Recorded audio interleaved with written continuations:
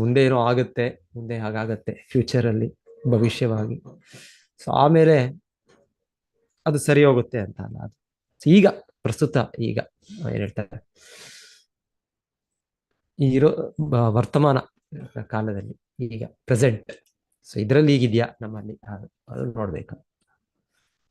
ಆಮೇಲೆ ಅದಕ್ಕಿಂತ ಹೆಚ್ಚು ಇಲ್ಲಿ ಮುಖ್ಯವಾಗಿ ಹೇಳ್ತಾ ಇರೋದು, ಆ ಪರ್ಟಿಕ್ಯುಲರ್ಲಿ ಭಗವಂತನ ವಿಚಾರದಲ್ಲಿ ಇಲ್ಲಿ ಹೇಳ್ತಾ ಇರೋದು. ಯಾಕಂದ್ರೆ ಪೃಥು ಮಹಾರಾಜರನ್ನು ಭಗವಂತನೇ ಅಂತ ಇವಾಗ ಅವರು ಆ ಪ್ರಶಂಸಿಸ್ತಾ ಇರೋದು. ಸೊ ಇಲ್ಲಿ ಹೇಳ್ತಾ ಇದ್ದಾರೆ, ನಿಜವಾದ ಭಗವಂತನ ಅವತಾರ ಪೃಥು ಮಹಾರಾಜರು. ಆದರೆ ಅವರೇ ಇದನ್ನ ಒಪ್ತಾ ಇಲ್ಲ ಅಂದ್ರೆ ಅದು ಅವರ ದೊಡ್ಡ ಗುಣ. ಮತ್ತೆ ಅವರು ನಮಗೆ ಕೊಡ್ತಾರೆ ಎಚ್ಚರಿಕೆ, ಎಚ್ಚರಿಕೆ ಅಂತ ಇಲ್ಲಿ ಹೇಳ್ತಾರೆ.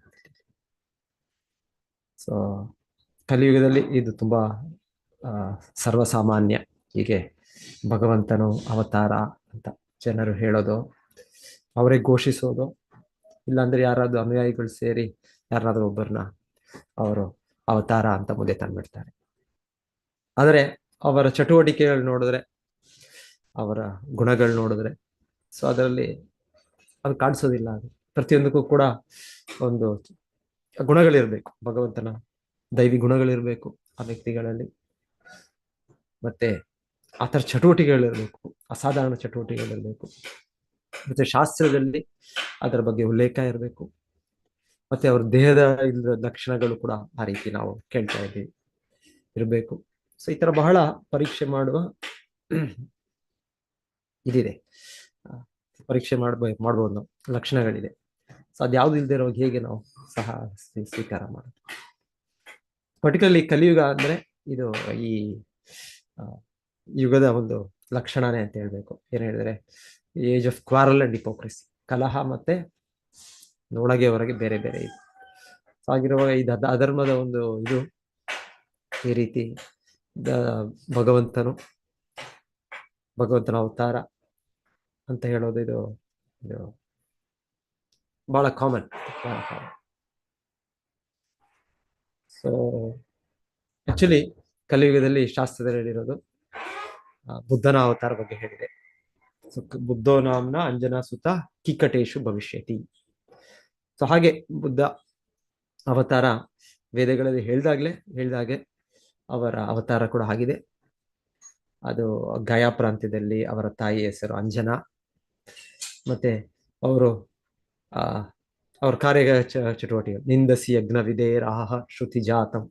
ಅವರು ಯಜ್ಞ ವಿಧಿಗಳನ್ನು ನಿಂದನೆ ಮಾಡಿ ಪ್ರಾಣಿಗಳ ಮೇಲೆ ಸದಯ ಹೃದಯ ದರ್ಶಿತ ಪಶುಘಾತಂ, ಆ ಪ್ರಾಣಿಗಳ ಮೇಲೆ ಅವರು ಅನುಕಂಪ ತೋರಿಸ್ತಾ ಅವರು ಈ ವೈದಿಕ ಯಜ್ಞಗಳು ಯಾವಾಗ ಅದರ ದುರುಪಯೋಗ ಆಯಿತು, ಆ ವೈದಿಕ ಯಜ್ಞಗಳ ಹೆಸರಿನಲ್ಲಿ ಆ ಬಲಿ, ಪ್ರಾಣಿ ಬಲಿ ಎಲ್ಲ ಹೆಚ್ಚಾಯಿತು, ಅವಾಗ ಅವರು ಅವತರಿಸಿದ್ದು ಆ ಥರ ಅಂತ ಹೇಳಿದ್ದಾರೆ. ಸೊ ಹಾಗೆ ರೀತಿ ಅವರ ಕಾರ್ಯಚಟುವಟಿಕೆಗಳಿದೆ. ಸೊ ಅದರಿಂದ ನಾವು ಬುದ್ಧರನ್ನು ಬುದ್ಧಾವತಾರ ಅನ್ನೋದು ಒಪ್ತೇವೆ ನಾವು, ಅಂದ್ರೆ ವೇದಶಾಸ್ತ್ರಗಳಲ್ಲಿ.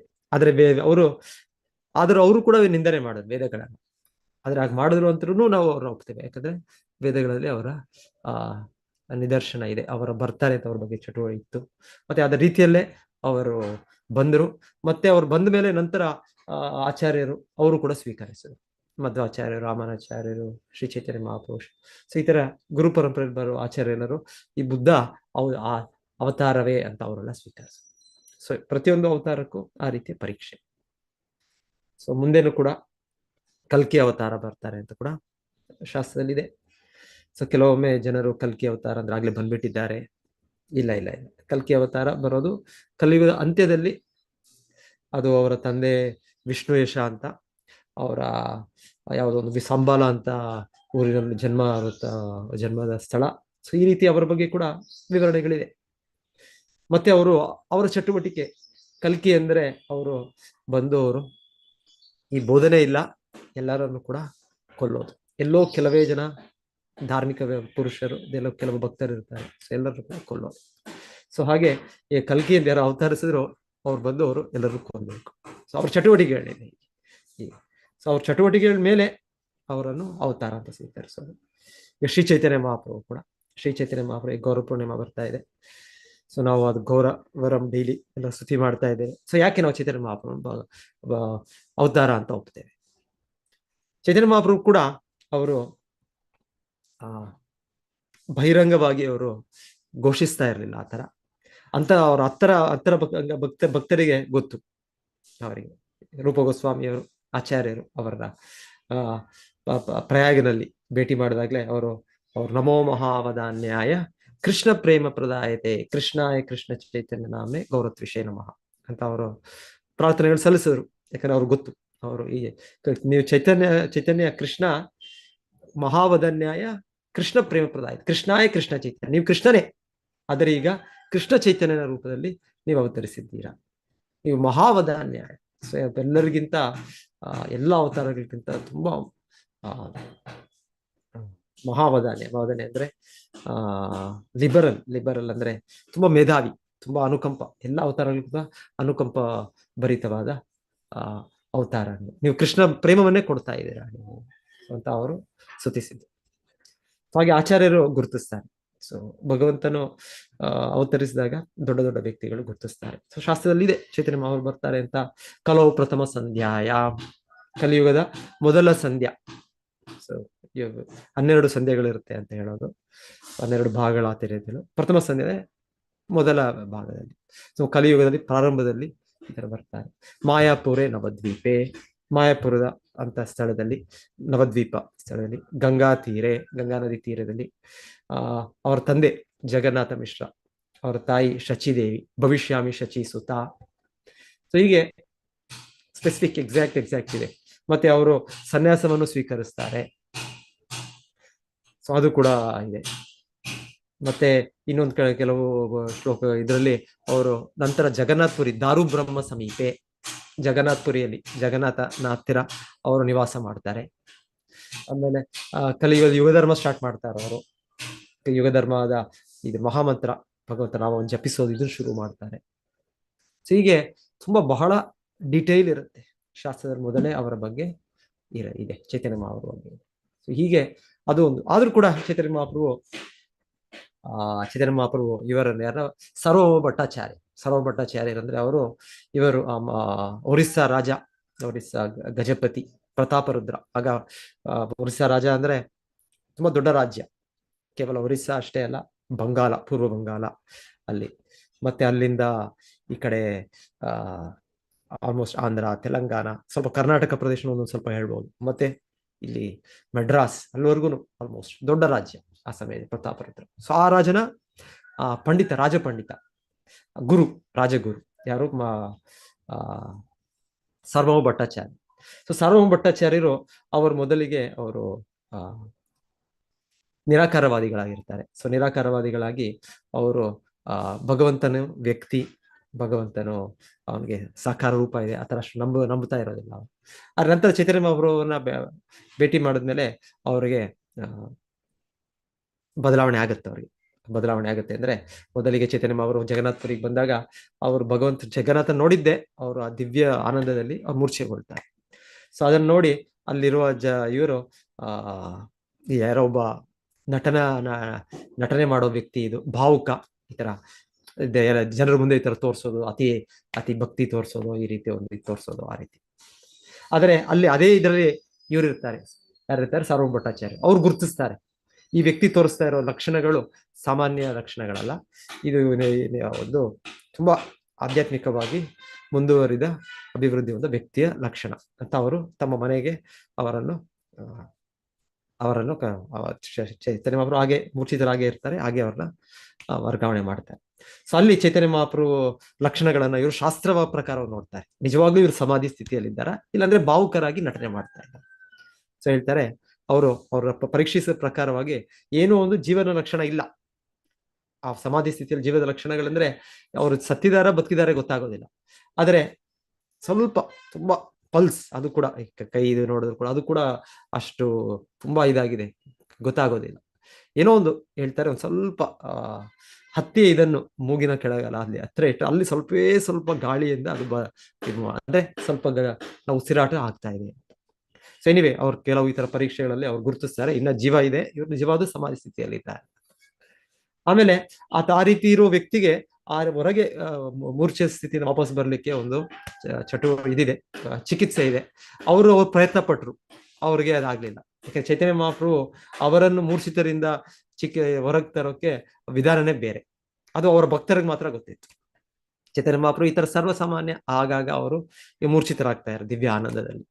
ಸೊ ಆಗ ಅವ್ರ ಭಕ್ತರು ಏನ್ ಮಾಡ್ತಾ ಇದ್ರು, ಗಟ್ಟಿಯಾಗಿ ಹರೇ ಕೃಷ್ಣ ಕೃಷ್ಣ ಕೃಷ್ಣ ಹರೇ ಹರೇ, ಹರೇ ರಾಮ ರಾಮ ರಾಮ ಹರೇ ಅಂತ ಅವ್ರು ಹೇಳೋದು.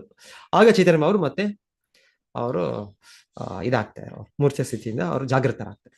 ಸೊ ಇದು ಗೊತ್ತಿರಲಿಲ್ಲ ಸಾರ್ವಭೌಮ ಭಟ್ಟಾಚಾರ್ಯರಿಗೆ ಮೊದಲಿಗೆ. ಹಾಗೆ ಅವ್ರು ಎಷ್ಟೆಷ್ಟು ಪ್ರಯತ್ನ ಪಟ್ಟರು ಚೈತನ್ಯ ಮಹಾಪ್ರಭು. ನಾವು ಕೇಳ್ತೀವಲ್ಲ, ಯಾರು ಕುಂಭಕರ್ಣ ಅವನು ನಿದ್ದೆಯಲ್ಲಿದ್ದ, ಅವನೇನು ದಿವ್ಯ ಆನಂದದಲ್ಲಿರ್ಲಿಲ್ಲ, ಮೂರ್ಛೆ ಸ್ಥಿತಿಯಲ್ಲ. ಅವರಿಗೆ ಆ ರೀತಿಯ ಒಂದು ಶಾಪ ಇತ್ತು, 6 ತಿಂಗಳು ನಿದ್ದೆ, 6 ತಿಂಗಳು ಜಾಗ. ಸೊ ರಾವಣನನ್ನು ಅವನನ್ನು ಎಬ್ಬಿಸ್ಲಿಕ್ಕೆ ಎಷ್ಟು ಪ್ರಯತ್ನ ಪಟ್ಟರು ಆಗ್ಲೇ ಇಲ್ಲ. ನಿದ್ದೆ, ಅವನಿಗೆ ಜೀವಂತವಾಗಿದ್ದಾನೆ, ಆದ್ರೆ ಎಚ್ಚರ ಮಾಡ್ಲಿಕ್ಕೆ ಆಗ್ಲಿಲ್ಲ. ಕೊನೆಗೆ ಇನ್ನೇನೋ ಈ ರೀತಿಯಲ್ಲಿ ಅವನು ಎಚ್ಚರ ಮಾಡ್ತಾರೆ ಅವರು. ಅದ್ರ ಚೈತನ್ಯ ಮಹಾಪ್ರಭು ಅದೇ ರೀತಿಯಲ್ಲಿ ಎಚ್ಚರ ಮಾಡಿಸ್ಲಿಕ್ಕೆ ಪ್ರಯತ್ನ ಪಟ್ಟರು ಸಾರ್ವಭೌಮ ಭಟ್ಟಾಚಾರ್ಯರು, ಆದ್ರೆ ಚೈತನ್ಯ ಮಹಾಪ್ರಭು ಎಚ್ಚರಗೊಳ್ಳಿಲ್ಲ. ಕೊನೆಗೆ ಚೈತನ್ಯ ಮಹಾಪ್ರಭುವಿನ ಭಕ್ತರು, ಅವರ ಅನುಯಾಯಿಗಳು, ನಿತ್ಯಾನಂದ ಪ್ರಭು ಅವರೆಲ್ಲ ಬರ್ತಾರೆ.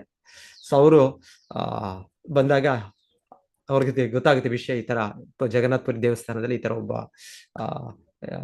ತುಂಬಾ ಯವನ ವಯಸ್ಸಿನ ಒಬ್ಬರು ಸನ್ಯಾಸಿ ಬಂದಿದ್ರು. ಸೊ ಅವರು ಈ ರೀತಿಯ ಒಂದು ಮೂರ್ಛಿತರಾದರು. ಮತ್ತೆ ಈಗ ಎಲ್ಲರೂ ಅದನ್ನ ಮಾತಾಡ್ತಾ ಇರ್ತಾರೆ, ಇನ್ನ ಯಾರೋ ಈ ತರ ಬಂದಿದ್ರು, ಈ ತರ ಆಯ್ತು, ಈ ತರ ಆ ತರ ಅಂತ. ಅವ್ರಿಗೆ ಗೊತ್ತಾಗುತ್ತೆ ಭಕ್ತರಿಗೆ, ಇದು ಚೈತನ್ಯ ಮಹಾಪ್ರಭು ಬಗ್ಗೆನೇ ಎಲ್ಲ ಮಾತಾಡ್ತಾ ಇದ್ದಾರೆ. ಸೊ ಮತ್ತೆ ಎಲ್ಲೋದ್ರು ಅಂತ ಕೇಳಿದ್ರೆ, ಇಲ್ಲಿ ರಾಜಪಂಡಿತ, ರಾಜಪುರೋಹಿತ, ರಾಜಗುರು ಅವ್ರ ಮನೆಯಲ್ಲಿ ಇದ್ದಾರೆ. ಸೊ ಎಲ್ಲರೂ ಕೂಡ ಅಲ್ಲಿ ಹೋಗ್ತಾರೆ.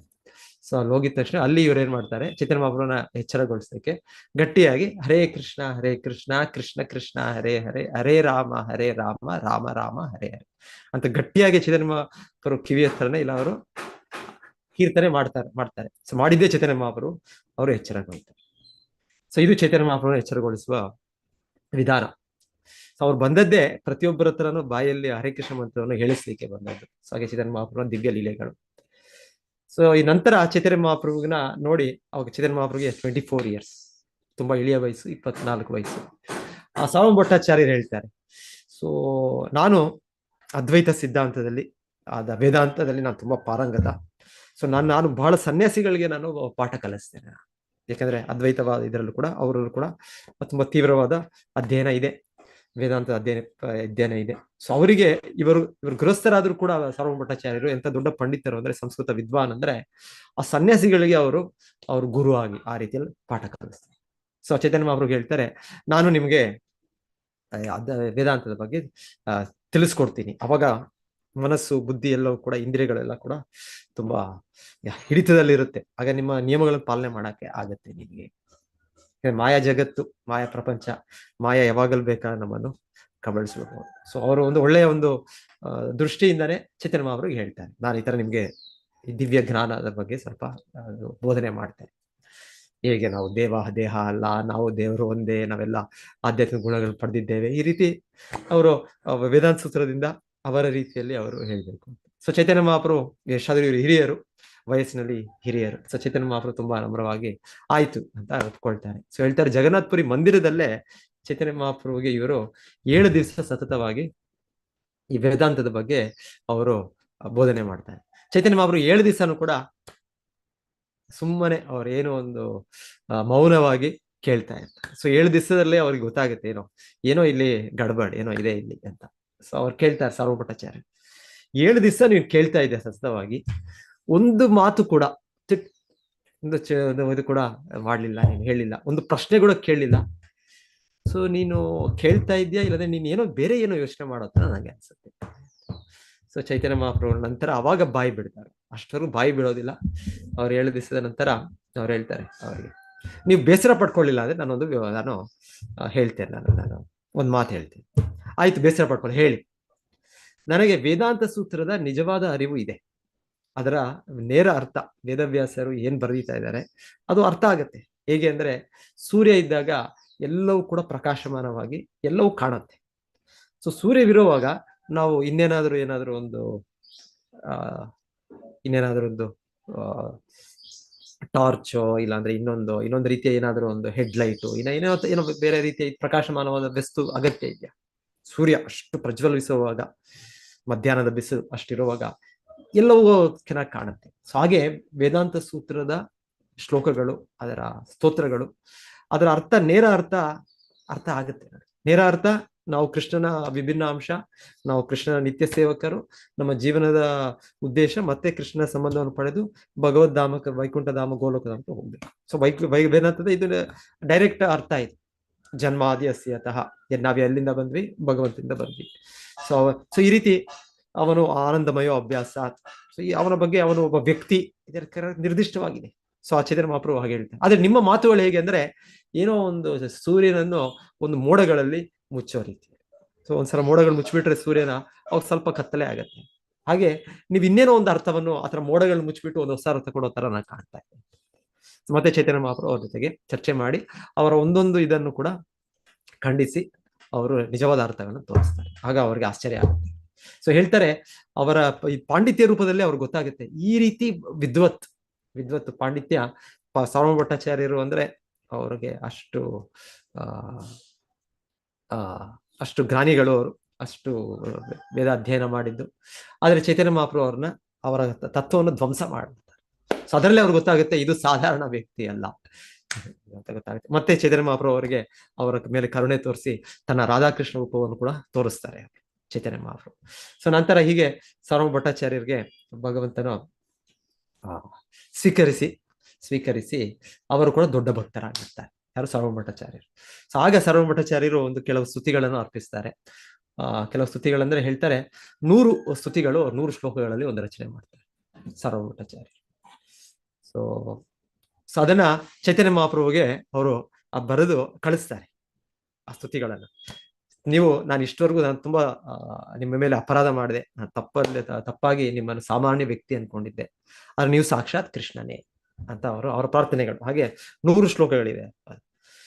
ಸೊ ಅದ್ರ ಶ್ಲೋಕ ಬಹಳ ಚೆನ್ನಾಗಿದೆ. ಅದೊಂದು ಶ್ಲೋಕ ಅದು ಶ್ರೀಕೃಷ್ಣ ಚೈತನ್ಯ ಶರೀರಧಾರಿ ಕೃಪಾಂಬುದಿರ್ಯಸ್ ತಮಹಂ ಪ್ರಪದ್ದಿ ವೈರಾಗ್ಯ ವಿದ್ಯಾ ನಿಜಭಕ್ತಿ ಯೋಗ. ಸೊ ಅದ್ರಲ್ಲಿ ಒಂದು ಪ್ರಾರ್ಥನೆ ಏನಂದ್ರೆ ಅದು ಓಕೆ, ಅದ್ರ ಮುಂಚೆ ಆ 100 ಶ್ಲೋಕಗಳು ಚೈತನ್ಯ ಮಹಾಪ್ರಭು ಹೋಗಿದ್ದೆ ಹೇಳ್ತಾರೆ. ಅದನ್ನ ಚೈತನ್ಯ ಮಹಾಪ್ರಭು ಅವ್ರು ತಗೊಳ್ತಾರೆ, ಓದ್ತಾರೆ ಒಂದ್ಸಲ.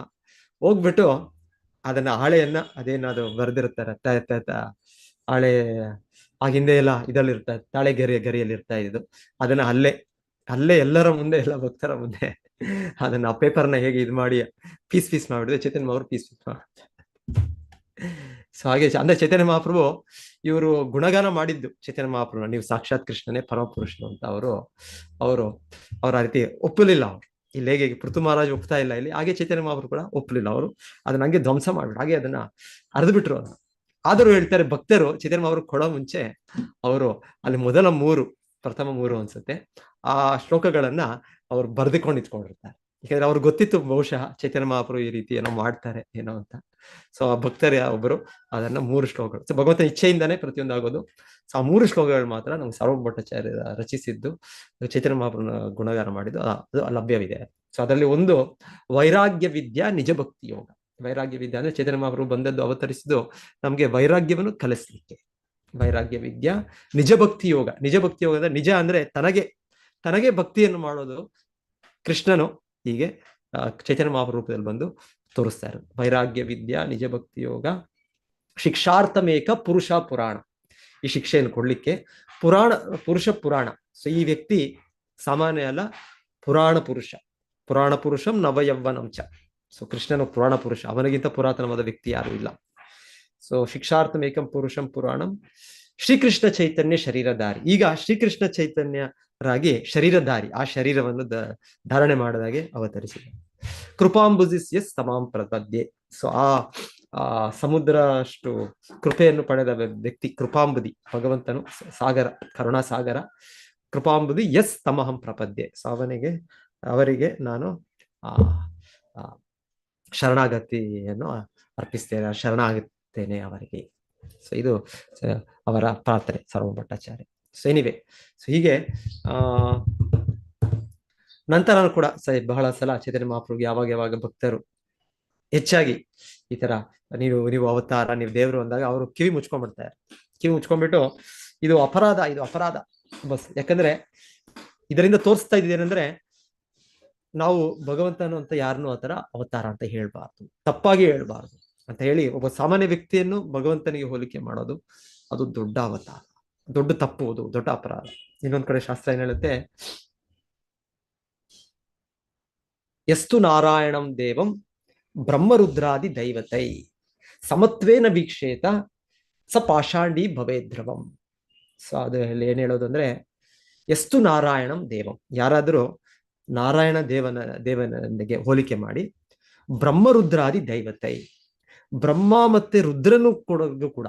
ಸೊ ಬ್ರಹ್ಮ ಮತ್ತೆ ಶಿವ ಸಾಮಾನ್ಯ ವ್ಯಕ್ತಿಗಳಲ್ಲ, ತುಂಬಾ ಉನ್ನತ ದೇವತೆಗಳು, ಗುಣಾವತಾರಗಳು ಅಂತಾನೆ ಹೇಳ್ತೇವೆ ಅವರು.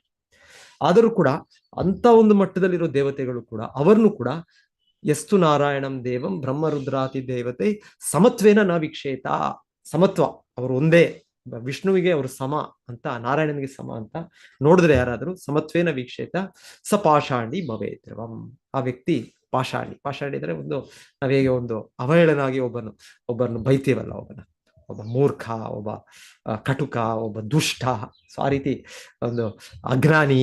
ಸೊ ಈ ರೀತಿ ಹೇಳುವಾಗ ಪಾಷಾಂಡಿ ಅಂದ್ರೆ ಆ ವೈದಿಕ ಇದರಿಂದ ಅವರನ್ನು ಹೊರಗೆ ಹಾಕ್ಬೇಕು, ಅವ್ರು ಯಾವ್ದಕ್ಕೂ ಅದಕ್ಕೆ ಅರ್ಹರಲ್ಲ ಅಲ್ಲಿ ಒಂದು ಭಾಗವಹಿಸ್ಲಿಕ್ಕೂ ಕೂಡ, ಆ ರೀತಿ ಒಂಥರ ಒಂದು ಅವಹೇಳನ ಪದ. ಸೊ ಅಂದ್ರೆ ಭಗವಂತನಿಗೆ ಯಾರನ್ನು ಕೂಡ, ನಾರಾಯಣ ಕೃಷ್ಣನಿಗೆ ಸಮವಾಗಿ ನೋಡಬಾರ್ದು, ನೋಡೋದು ದೊಡ್ಡ ಅಪರಾಧವೇ, ಅಪರಾಧ. ಸೊ ಹೀಗೆ ಹೇಳೋದು ಶಾಸ್ತ್ರ. ಸೊ ಇನ್ನೊಮ್ಮೆ ಚೈತನ್ಯ ಮಹಾಪ್ರಭು ಇದಕ್ಕೆ ಹೋಗ್ತಾರೆ, ಎಲ್ಲಿ ಹೋಗ್ತಾರೆ, ವೃಂದಾವನದಲ್ಲಿ. ಸೊ ವೃಂದಾವನದಲ್ಲಿ ಹೋದಾಗ ಹೇಳ್ತಾರೆ, ವೃಂದಾವನ ಚೈತನ್ಯ ಮಹಾಪ್ರಭು ಪ್ರವೇಶಿಸಿದಾಗ ಅಲ್ಲಿ ಮತ್ತೆ ಎಲ್ಲ ಕೃಷ್ಣನೇ ಬಂದಿದ್ದಾನೆ ಅಂತ ಅಲ್ಲಿ ಸಂಪೂರ್ಣ ವೃಂದಾವನದಲ್ಲಿ ಎಲ್ಲ ಪಕ್ಷಿಗಳು, ಪ್ರಾಣಿಗಳು, ಸೊ ಎಲ್ಲವೂ ಕೂಡ ಆ ರೀತಿಯಲ್ಲಿ ಚೈತನ್ಯ ಮಹಾಪ್ರಭು ಜೊತೆ ಇದು ಮಾಡ್ತಾರೆ. ಸೊ ಆದರೂ ಹೇಳ್ತಾರೆ, ಒಮ್ಮೆ ಜನರು ಬರ್ತಾರೆ, ಎಷ್ಟೋ ಜನ ಬಂದು ಚೈತನ್ಯ ಮಹಾಪ್ರಭು ಭೇಟಿ ಮಾಡ್ತಾರೆ. ಬಂದು ಅವ್ರು ಚೈತನ್ಯ ಮಹಾಪ್ರಭುಗೆ ಹೇಳ್ತಾ ಇದ್ದಾರೆ, ವೃಂದಾವನಕ್ಕೆ ಮತ್ತೆ ಕೃಷ್ಣ ಬಂದಿದ್ದಾನೆ ಅಂತ. ಆಕ್ಚುಲಿ ಚೈತನ್ಯ ಮಹಾಪ್ರಭು ಕೃಷ್ಣನು, ಅವ್ರು ಹೇಳ್ತಾ ಇರೋದು ಸರಿ, ಕೃಷ್ಣ ಬಂದಿದ್ದಾನೆ ಅಂತ. ಸೊ ಅವರೆಲ್ಲ ಸೇರಿ ಚೈತನ್ಯ ಮಹಾಪ್ರಭು ಒಂದು ಅಲ್ಲಿ ಆಲ್ಮೋಸ್ಟ್ 1 ತಿಂಗಳು ಇರ್ತಾರಲ್ಲಿ. ಸೊ 1 ತಿಂಗಳಿದ್ದು ಚೈತನ್ಯ ಮಹಾಪ್ರಭು ಬೇರೆ ಬೇರೆ ಇದನ್ನು ಅಲ್ಲಿ ಸ್ನಾನಘಟ್ಟಗಳು, ಬೇರೆ ಬೇರೆ ಅರಣ್ಯಗಳು ಎಲ್ಲ ನೋಡಿ, ಸೊ ಭಗವಂತನ ಲೀಲೆಗಳ ಸ್ಥಾನಗಳೆಲ್ಲ ಒಂದೊಂದೆಲ್ಲ ಅವರೇ ಮೊದಲಿಗೆ ಇದು ಮಾಡಿ, ರಾಧಾಕುಂಡ ಅದೆಲ್ಲ ಚೈತನ್ಯ ಮಹಾಪ್ರಭುವೇ ಫಸ್ಟ್ಗೆ ಅವರೇ ಡಿಸ್ಕವರ್ ಮಾಡಿದ್ದು. ಮತ್ತೆ ಅವ್ರ ಶಿಷ್ಯರಿಗೆ ಅವರೆಲ್ಲ ಆದೇಶ ಕೊಟ್ಟಿದ್ದು, ಸಂಪೂರ್ಣ ವೃಂದಾವನ ಪ್ರದೇಶವನ್ನು ಮತ್ತೆ ಅದರ ವಾಪಸ್ ಅದನ್ನ ಇದು ತಗೊಂಬನ್ನಿ, ಏನು ಭಗವಂತನ ಎಲ್ಲೆಲ್ಲಿ ಲೀಲೆಗಳು ಎಲ್ಲೆಲ್ಲಿ ನಡೆದಿದೆ ಅದೆಲ್ಲವೂ ತೋರಿಸಿ, ಎಲ್ಲ ಗುರುತಿಸಿ ಅಂತ ಆದೇಶ ಕೊಟ್ಟ. ಸೊ ನೀವು ಚೈತನ್ಯ ಮಹಾಪ್ರಭು 1 ತಿಂಗಳ ಸಮಯದಲ್ಲಿದ್ದಾಗ ಹೇಳ್ತಾರೆ, ಈ ತರ ಕೆಲವು ಜನ ಬಂದು ಸಾಮಾನ್ಯ ವ್ಯಕ್ತಿಗಳು ಚೈತನ್ಯ ಮಹಾಪ್ರಭು ಈ ತರ ಹೇಳ್ತಾರೆ.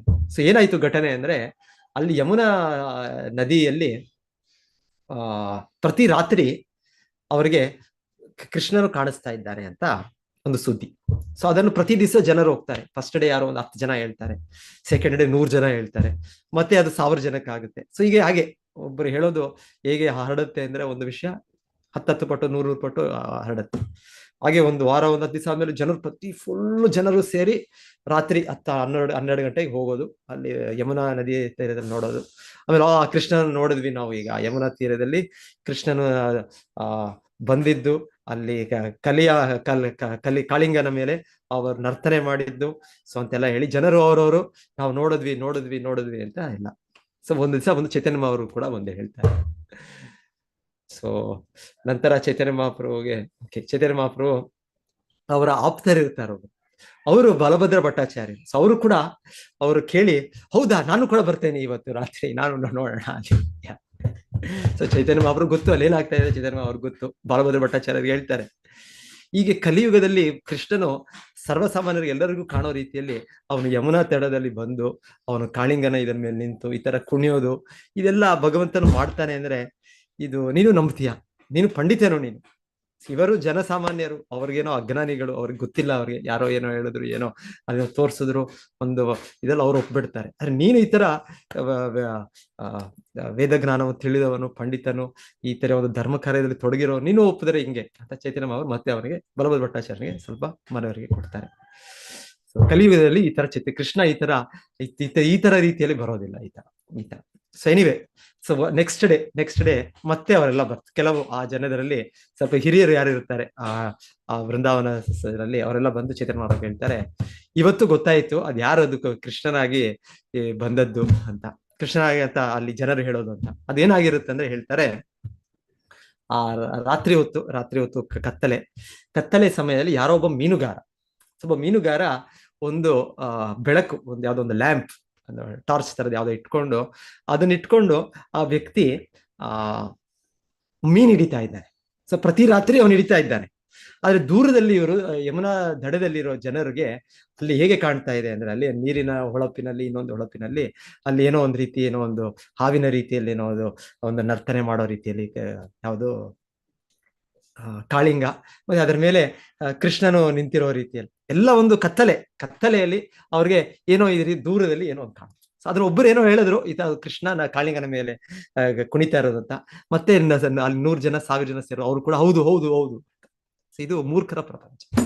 ಹೀಗೆ ಮೂರ್ಖರ ಪ್ರಪಂಚ ಅಂದ್ರೆ, ಯಾರೋ ಒಬ್ಬರು ಹೇಳ್ತಾರೆ ಅವರು ಅವತಾರ, ಅವರಿಗೆ ಹುಟ್ಟಿ ಬಂದಿದ್ದಾರೆ, ಅವರನ್ನು ಈಗ ಪೂಜಿಸಿ, ಅವರನ್ನ ನೀವು ಇದು ಮಾಡಿ, ನಿಮ್ಗೆಲ್ಲ ಪ್ರಾಬ್ಲಮ್ ಸಾಲ್ವ್ ಆಗುತ್ತೆ. ನಿಮ್ಮ ಆರೋಗ್ಯ ಫಸ್ಟ್ ಕ್ಲಾಸ್ ಆಗ್ಬಿಡತ್ತೆ, ನಿಮ್ಮ ಆರ್ಥಿಕವಾಗಿ ನೀವು ದೊಡ್ಡ ಇದಾಗ್ಬಿಡ್ತೀರ. ಸೊ ಯಾರೋ ಒಬ್ರು ಹೇಳ್ತಾರೆ. ಸೊ ಇನ್ನ ಒಂದು 10 ಜನ ಮೂರ್ಖರು ಹೋಗ್ತಾರೆ. ಸೊ ಅವರು ಕೂಡ ಮತ್ತೆ ಇನ್ನೊಂದೇನು ಹೇಳ್ತಾರೆ, ಇನ್ನೊಂದು 10 ಜನ ಮೂರ್ಖರಿಗೆ ಹೇಳ್ತಾರೆ, ಅವ್ರು ಇನ್ನೊಂದು 10 ಜನ ಮೂರ್ಖರಿಗೆ ಹೇಳ್ತಾರೆ. ಸೊ ಹೀಗೆ ದೇವರ ಅವತಾರ ಅನ್ನೋದು ಹೀಗೆ. ಸೊ ಜನರು ಹಾಗೆ ಯಾರ್ಯಾರನ್ನೋ ಅವತಾರಗಳು ಮಾಡ್ಕೊಂಡು, ಅವರು ಮನುಷ್ಯ ಜನ್ಮದ ಅವರ ಇದನ್ನು ವ್ಯರ್ಥಪಡಿಸ್ಕೊಂಡು, ಮನುಷ್ಯ ಜನ್ಮ ಸಿಕ್ಕಿದೆ, ಮತ್ತೆ ಯಾವ ಜನ್ಮ ಸಿಗುತ್ತೆ ಗೊತ್ತಿಲ್ಲ, ಮತ್ತೆ ನಾಯಿಯಾಗಿ ಹುಟ್ಟುತ್ತೀವೋ, ನಾವು ಕ್ರಿಮಿ ಕೀಟಗಳಾಗಿ ಹುಟ್ಟುತ್ತೀವೋ, ಗಿಡಗಳಾಗಿ ಹುಟ್ಟುತ್ತೀವೋ, ನರಿ ಚಿರತೆಗಳಾಗಿ ಹುಟ್ಟುತ್ತೀವೋ, ಯಾರಿಗ್ ಗೊತ್ತು. ಎಲ್ಲ ನಮ್ಮ ಕರ್ಮದ ಅನುಸಾರವಾಗಿದೆ ಎಲ್ಲ. ಸೊ ಈಗ ಮನುಷ್ಯ ಜನ್ಮ ಸಿಕ್ಕಿದೆ, ನಾವು ಸರಿಯಾದ ರೀತಿಯಲ್ಲಿ ನಾವು ಅರ್ಥ ಮಾಡ್ಕೊಂಡು, ಸರಿಯಾದ ರೀತಿಯಲ್ಲಿ ಧಾರ್ಮಿಕ ರೀತಿಯಲ್ಲಿ ಸರಿಯಾದ ಧಾರ್ಮಿಕ ವ್ಯವಸ್ಥೆಯನ್ನು ಸ್ವೀಕರಿಸಬೇಕು. ಕಲಿಯುಗದಲ್ಲಿ ಹರೇರ್ ನಾಮ ಇವ ಕೇವಲ ಕಲೋ ನಾಸ್ತೇವ ಗತಿರ್ಮೇಲ.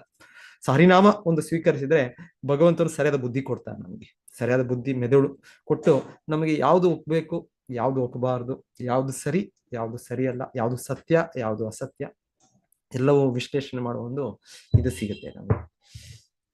ಸೊ ಚೈತನ್ಯ ಮಹಾಪ್ರಭು ಕೂಡ ಈ ತರ ಒಪ್ಲಿಲ್ಲ. ಯಾರಾದರೂ ಅವ್ರು ಬಂದು ನೀವು ಅವತಾರ ಅಂತ ಹೇಳ್ತಾ ಇದ್ರೆ, ಅವರು ಹರಿ ಹರಿ ಹರಿ ಹರಿ ಅಂತ ಅವರು ಕಿವಿ ಮುಚ್ಕೊಂಡ್ಬಿಡ್ತಾರೆ. ಸೊ ಹೀಗೆ ಇಲ್ಲಿ ಹೇಳ್ತಾ ಇರೋದಿಲ್ಲ ಇದು ಇಲ್ಲೇ ಮುಂದೆ ಇದೆ. ಯಾರಾದ್ರೂ ಈ ತರ ಹೇಳಿ ಗುಣಗಾನ ಮಾಡಿ ಅವ್ರು ಸ್ವೀಕರಿಸ್ತಾ ಇದ್ರೆ, ಅದು ಆಕ್ಚುಲಿ ಅವರ ಅವಮಾನ ಅಷ್ಟೇ, ಅಪಮಾನ. ಅದ್ರ ಅಪಮಾನವನ್ನು ಅವರು ಅರ್ಥ ಮಾಡ್ಕೊಳಕ್ಕಾಗ್ತಾ ಇದೆ. ಹರೇ ಕೃಷ್ಣ. ಸೊ ನಾನು ಇಲ್ಲಿಗೆ ನಿಲ್ಲಿಸ್ತೇನೆ, ಯಾರಾದ್ರೂ ಏನಾದ್ರು ಹೇಳ್ಬೇಕಂದ್ರೆ ಹೇಳಿ. ಹರೇ ಕೃಷ್ಣ ಪ್ರಭುಜಿ. ಹರೇ ಕೃಷ್ಣ ಪ್ರಭು. ಇದು ಶಕ್ತಾವೇಶ ಅವತಾರ ಪ್ರಭುಜಿ, ಅದು ಭಗವಂತನ ಶಕ್ತಿನೇ ಅಲ್ವಾ ಪ್ರಭುಜಿ? ಅದನ್ನು ಅದು ಜೀವಿಗಳಿಗೆ ಕೊಟ್ಟು ಜೀವಿಗಳಿಂದ ಧರ್ಮ ಕಾರ್ಯ ಮಾಡಿಸ್ತಾರೆ, ಅದು ಕರೆಕ್ಟ್ ಪ್ರಭುಜಿ? ಹಾ ಹೌದು ಪ್ರಭುಜಿ. ಎಸ್, ಸುಕೃತ ಮಹಾರಾಜ್ಗೆ ರಾಜ್ಯಭಾರ ಮಾಡೋ ಶಕ್ತಿ ಕೊಟ್ಟಿದ್ದಾರೆ ಭಗವಂತನು. ಸೊ ಅವರು ಅವ್ರ ವ್ಯಕ್ತಪಡಿಸಿಲ್ಲ ಇನ್ನೂ ಶಕ್ತಿ ಅಂತ, ಅವರು ಆ ಪ್ರಾರ್ಥನೆಗಳನ್ನ ಅವರು ನನಗಿನ್ನ ಹೇಳ್ಬೇಡಿ ಈಗ ಅಂತ ಅವರು ಎಚ್ಚರಿಕೆ ಮಾಡ್ತಾರೆ. ನಾರದರು ಅವರು ಶಕ್ತಿಯಾವೇಶನೇ ಅಲ್ವಾ ಪ್ರಭುಜಿ? ಅವ್ರಿಗೆ ಭಕ್ತಿ ಶಕ್ತಿ ಇದೆ ಅಂತ ಹೇಳ್ತಾರೆ. ಯಾರಿಗ್ ಬೇಕಾದ್ರೂ ಭಕ್ತಿ ಕೊಟ್ಬಿಡ್ಬೋದು. ಅವ್ರು ಅನುಗ್ರಹಿಸಿದ್ರೆ ಮೃಗಾರಿ, ವಾಲ್ಮೀಕಿ, ಧ್ರುವ ಮಹಾರಾಜ, ಕೇಳುದಿನ ಯಾರು ಕೂಡ ಶುದ್ಧ ಭಕ್ತರಾದ್ರು, ಅವ್ರಿಗೆ ಆ ಶಕ್ತಿ ಇದೆ. ಚೈತನ್ಯ ಮಹಾಪ್ರಭುಗಳು ಡೈರೆಕ್ಟ್ ಭಗವಂತ, ಡೈರೆಕ್ಟ್ ಕೃಷ್ಣ. ಒಂದು ಕಡೆ ಪ್ರಭುಪಾದರೆ ಅವರು ದೀಕ್ಷೆ ಕೊಡುವಾಗ ಶಿಷ್ಯರು ಕೇಳ್ತಾ ಇರ್ತಾರೆ, ಪ್ರಶ್ನೆ ಮಾಡೋದಿದೆ ಗುರು ಶಿಷ್ಯರಿಗೆ. ಸೊ ಕೇಳ್ತಾರೆ, ಕೃಷ್ಣ ಚೈತನ್ಯ ಮಹಾಪ್ರಭು ಯಾರು ಅಂತ ಕೇಳ್ತಾರೆ. ಸೊ ಅವ್ರು ಯಾರೋ ಭಕ್ತರು ಹೇಳ್ತಾರೆ, ಚೈತನ್ಯ ಮಹಾಪ್ರಭು ಕೃಷ್ಣನ ಅವತಾರ ಅಂತ ಹೇಳ್ತಾರೆ. ಸೊ ಪ್ರಭುಪಾದ ಹೇಳ್ತಾರೆ, ಇಲ್ಲ, ಸಾಕ್ಷಾತ್ ಕೃಷ್ಣನೇ ಅವತಾರ ಅಂದ್ರೆ ಅವತಾರ, ಅಲ್ಲಿಂದ ಇಲ್ಲಿ ಬರೋದು, ಆದ್ರೆ ಹೇಳೋದು ಚೈತನ್ಯ ಮಹಾಪ್ರಭು ಪೂರ್ಣ ಅವತಾರ, ಕೃಷ್ಣನೇ ನೇರವಾಗಿ ಕೃಷ್ಣನ್, ರಾಧಾಕೃಷ್ಣ, ಶ್ರೀಕೃಷ್ಣ ಚೈತನ್ಯ ರಾಧಾಕೃಷ್ಣ ನಾಹೇ ಅನ್ಯ. ಸೊ ಚೈತನ್ಯ ಮಹಾಪ್ರಭು ಒಂದು ವಿಶೇಷವಾದ ಭಗವಂತನ ಇದು ರೂಪ ಅಷ್ಟೇ. ಸೊ ಅವನೇ ಅವನ ತನ್ನ ಭಕ್ತಿಯನ್ನು, ರಾಧಾರಾಣಿಯ ಭಾವವನ್ನು ಆಸ್ವಾದಿಸಕ್ಕೆ ಅವನು ತಗೊಳ್ಳೋ ರೂಪ, ಅದು ಶಾಶ್ವತವಾಗಿ ಭಗವಂತನ ಆ ರೂಪ ಇದೆ Shri Chaitanya Mahaprabhu. Okay Prabhuji, thank you Prabhuji. Hare Krishna Prabhu. Hare Krishna. Hare Krishna ಎಲ್ಲರಿಗೆ. ವಾಂಛಾ ಕಲ್ಪತರುಭ್ಯಶ್ಚ ಕೃಪಾ ಸಿಂಧುಭ್ಯೇವ ಚ ಪತಿತಾನಾಂ ಪಾವನೇಭ್ಯೋ ವೈಷ್ಣವೇಭ್ಯೋ ನಮೋ ನಮಃ. ಗ್ರಂಥರಾ ಶ್ರೀಮದ್ ಭಾಗವತಂ ಕಿ ಜೈ, ಶ್ರೀಲ ಪ್ರಭುಪಾದ್ ಕಿ ಜೈ. ಹರೇ ಕೃಷ್ಣ. ಹರೇ ಕೃಷ್ಣ. ಹರೇ ಕೃಷ್ಣ. ಹರೇ ಕೃಷ್ಣ ಪ್ರಭುಜಿ, ಧನ್ಯವಾದ. ತುಂಬಾ ಚೆನ್ನಾಗಿತ್ತು ಹರೇ ಇವತ್ತು. ಕೃಷ್ಣ ಮಾತಾಜಿ. Thank you. ಹರೇ ಕೃಷ್ಣ. ಧನ್ಯವಾದಗಳು ಹರೇ ಪ್ರಭು. ಕೃಷ್ಣ ಹರೇ ಪ್ರಭುಜಿ, ಕೃಷ್ಣ ಪ್ರಣಾಮಗಳು ಮಾತಾಜಿ. ಪ್ರಭುಜಿ. ಹರೇ ಕೃಷ್ಣ ಮಾತಾಜಿ. ಹರೇ ಹರೇ ಕೃಷ್ಣ. ಕೃಷ್ಣ ಪ್ರಭುಜಿ, ಧನ್ಯವಾದಗಳು. ಹರೇ ಕೃಷ್ಣ ಮಾತಾಜಿ. ಹರೇ ಕೃಷ್ಣ. ಕೃಷ್ಣ ಪ್ರಭುಜಿ ಹರೇ ಪ್ರಣಾಮ. ಕೃಷ್ಣ ಹರೇ ಪ್ರಭು. ಕೃಷ್ಣ. ಧನ್ಯವಾದಗಳು. ಪ್ರಣಾಮಗಳು. ಹರೇ ಹರೇ ಕೃಷ್ಣ. ಕೃಷ್ಣ